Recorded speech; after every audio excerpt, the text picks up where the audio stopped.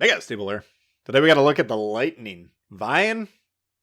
We got Bay and Sims on there. That's a standard build in terms of inspiration. Vian, though, that's a pretty strong build. Underrated in terms of inspirations. And I think as a primary inspiration for the British destroyers. We got Greece domination mode here.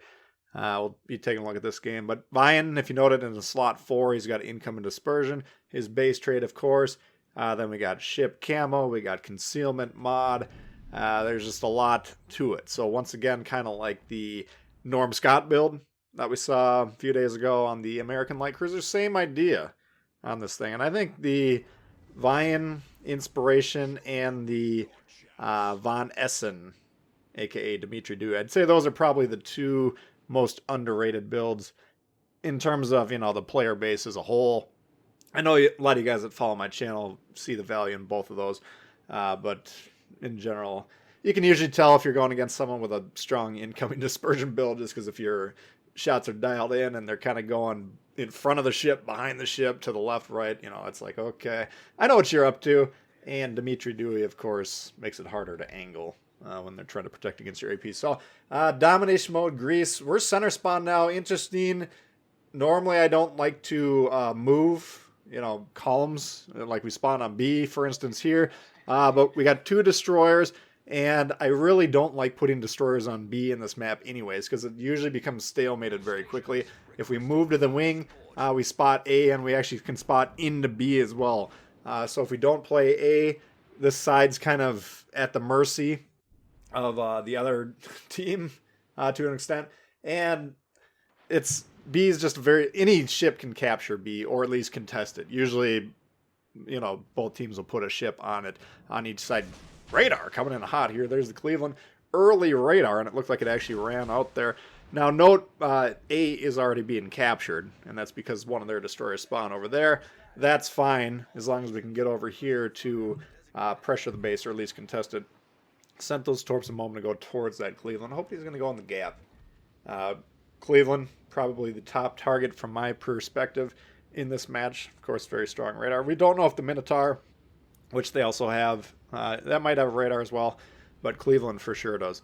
Z-23, check this out. Now, this ship can out-smoke sonar us if it elects to do so. It's got about 1 kilometer more range. Lightning / British sonars, I tend to view those more defensively. But we swing around here, change directions. Not really sure where those torps are going because we assumed he would aim on the indicator and launch at our previous heading a moment ago. That's why I'd like to turn hard there when we're fighting these destroyers. And nice performance on the Lightning because of the 360 turning, so we can actually flip sides like that. So it looks like he was trying to torp some battleship or something. Yeah, there he is right there. Whoever got hit there. That's fine, but it cost them. That cost them one of their 2 destroyers, and early advantage. Now, B, curiously enough, neither team sent a ship in there. One of the battleships that spawn in the middle could easily go there. We are in the process of capturing A, though, and that will give us at least a 2 cap to 1 advantage, assuming the home caps stay in control of the teams that they spawn with, and we would even have an opportunity to go into B. Keep in mind the Cleveland radar was used early. Now, the reload, it's probably coming up relatively soon. So note where we're going to go here. We're going to try and, well, first off, I'm trying to spot here. You can see how low the Cleveland is. And we saw he was briefly spotted there a moment ago. Just move forward, take a couple shots. Normally, we would, of course, not want to fight a Cleveland if he had a lot of health. But he's pretty low here.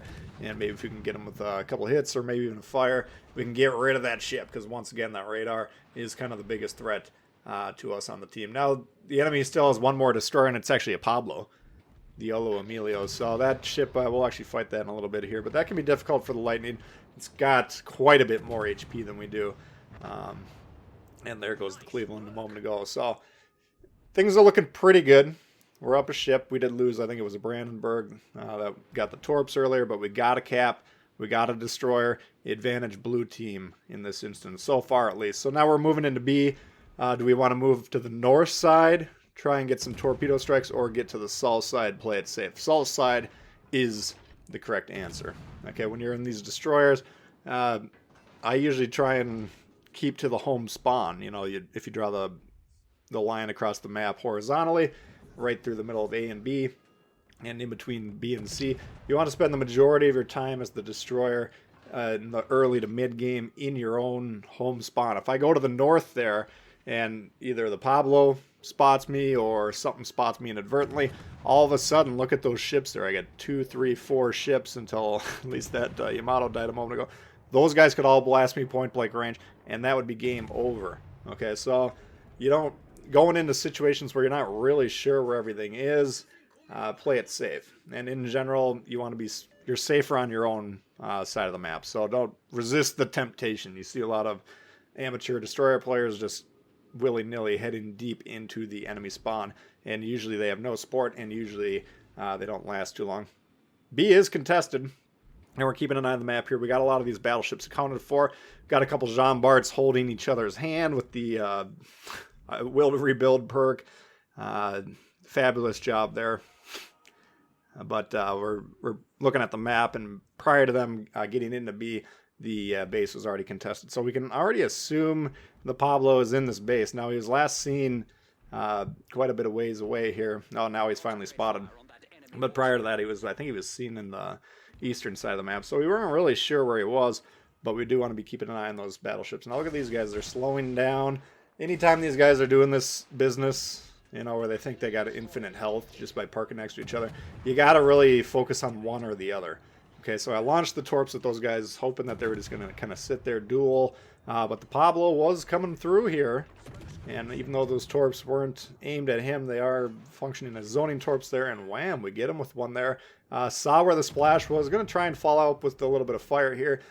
I'm assuming his health is relatively low now. And look at the damage continue to tick up. So he does have a permaflub. But once again, he had an HP advantage until that torpedo hit. So I was being very cautious, making sure, even if he was going to get some torp strike off, that we're backing up, trying to cut off the angle of attack that he had on us. And then once we determine that the torps aren't coming, then we can proceed to, once again, try and burn these guys down. Okay. So this would be a good situation where if you're in a division or you're on the comms, say to your teammates, say, this is the Jean Bart we want to get. We want to focus all the fire on one of these guys. Get rid of them. That'll take away both of their little automatic heals. I don't know who thought that was a good idea when they were designing the game, but sitting next to each other apparently heals your ship infinitely. Minotaur took some shots at us. That's good. We popped the smoke, backed up here, popped him with a couple shots ourselves. And, we're having a pretty decent game. We got 42k. We got the base captured. We're working on the second base. 2 kills so far. So not a bad start. Overall, though, the game still is relatively close. And you can see they are kind of pushing aggressively into A. And they're beginning to gain some ground over there. They have a couple more cruisers up north as well. And the Minotaur can be tough to dislodge. Now look at our other destroyers. Way off into Timbuktu on the east. When we're evaluating our own team's play, that's a red flag. If the destroyer is not trying to capture the base or not doing what you think they should do, then normally you got to kind of say to yourself, you might not make it very far. Or we might just not have the most reliable destroyer player over there. So it's tough to say what he's been up to all game, but just glancing at the map here, which is what I was doing at this point in time, I'm saying to myself, okay, we got to be a little bit careful. We got to be reacting. Do I want to get into C? Do I want to go back and defend A? We for sure would like to get B here. It's taking a little while. Unfortunately, we keep getting reset because of our aggressive shooting, but that's all right. We keep using the smoke here, and that's one of the beauties of this British destroyer line, the quick reloading smokes. Best smokes in the game. Short duration, yes, but they're kind of on demand.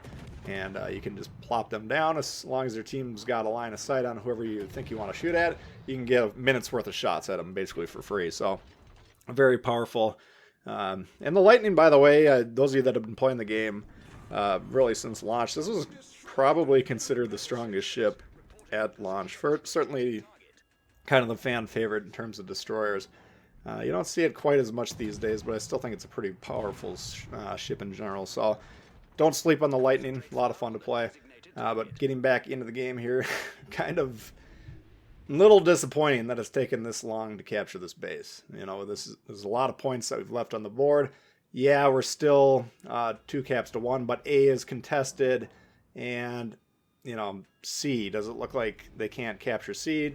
No, it looks available to me, but nobody's doing it. So, there's a lot of points being left on the board by the blue team. Yeah, we have a couple ship advantage, but ship advantage is ephemeral and fleeting, so don't rely on that. In fact, there goes another battleship, and they've actually tied up the game in terms of ships. Now they're flipping A. Good thing we just got B, and we're going towards C. We want to get this triangle, B, C, D. Once we get that, then we can kind of park in between B and C and defend. Fortunately, though, we got Minotaurs, we got mines, we got all sorts of deadly cruisers. Look at the launch a moment ago on the mines. Or, I'm sorry, the Minotaur. He was basically going hard to the left, basically almost horizontal, but we saw the distance to target decreasing, and so that means they're turning towards us, and because of that, we dramatically pulled the launch to the right. Now, we won't see him for a little while here. The Minotaur, good concealment. Our Summers, unfortunately, is blocking his own line of sight on these guys. He launched some torps, then he went behind the island. We would like him to spot, because if he spots these guys, they push into us trying to defend this base. Once again, boom, drop the smoke, fire the guns for a minute. We can probably sink the Minotaur, but check this zoning torp shot out. You know, it was relatively aimed. I guess it's not a pure zoning torp, but on target. Kind of predicted what he was up to, and the Minotaur goes down for the 4th kill, actually, of the game. And we're in pretty good shape now. We're on pace to get the 3rd capture base, you know, fully captured just by ourselves. So in terms of scoring, this game's looking pretty juicy, and I think we do wind up with about 3,500 XP in this game. So pretty good game overall in the Lightning, but you know, it'd be tough to lose this game. I'm basically at this point in time, what I'm doing is looking at the Otago who's fighting the battleship. We'll periodically check his health. The Yamato to the south of me was low. I think I told him a moment ago to get back, and he's actually doing the right play. He's not going for damage here. He is just going all the way south to secure the win. Very strong play. Usually you don't see strong plays from legendary tier ships, so it's nice to see a legendary player that actually knows how to win the game. So at this point in time, even if we spot the mines in open water, I'm thinking, you know, we got 4 caps to 0.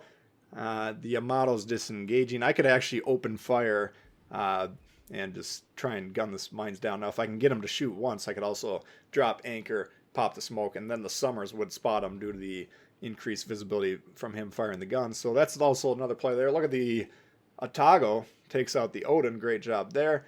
And that's a nice fight. I think he rushed him with the torps, which is probably not how I would have played it, but if it works, it works. Yeah, in general, cruisers don't want to be rushing battleships to torp them. If you can ambush them coming around an island or something, that's one thing. Or if you send them off the rear of the ship while you're sailing away from them, that's another thing. But sailing into them to launch the torps, dicey. Mines! Oh, he gave up. Okay, whatever. We'll rush the Otago for the damage. The Summers probably could shoot as well. But of course we got 4 kills, and we would like the Kraken any way we can get it. Times are tough. You've seen what's going on out there. The games have been brutal lately. But here we got the mines conceding the game, and if we can beat the Otago to the kill, then we'll get the Kraken, which we'll gladly take. No problem taking that kind of a goofy way there. So that's a look at the Lightning for you guys. I hope you did enjoy it, and if you did, please hit the thumbs up. New to the channel, hey, consider subscribing. We got lots of World of Warships coming for you all the time. Questions, comments, leave below. Love to hear from you guys, and we'll see you later. Peace.